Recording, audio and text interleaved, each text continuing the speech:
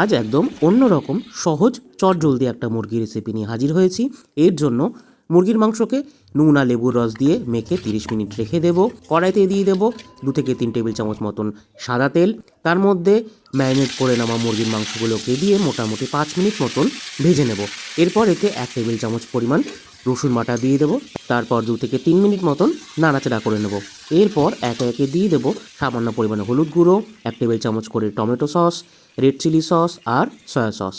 এরপর আঁচটাকে মাঝারি করে এটাকে ভালো করে মিনিট 5 কষিয়ে নিতে হবে।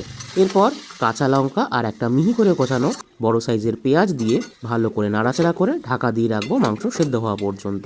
এতে আমি কোনো রকম জল ব্যবহার করিনি, মাংসের জলেই মাংস সুন্দরভাবে সেদ্ধ হয়ে যাবে। দেখুন কত সুন্দর তেলটা উপরে চলে এসেছে।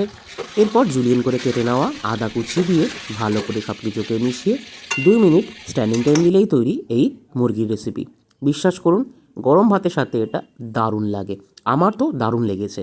তো আপনারাও একবার বানিয়ে দেখুন, কেমন লাগলো আমাকে অবশ্যই কমেন্ট করে জানাবেন, আর ভালো লাগলে লাইক করে দেবেন।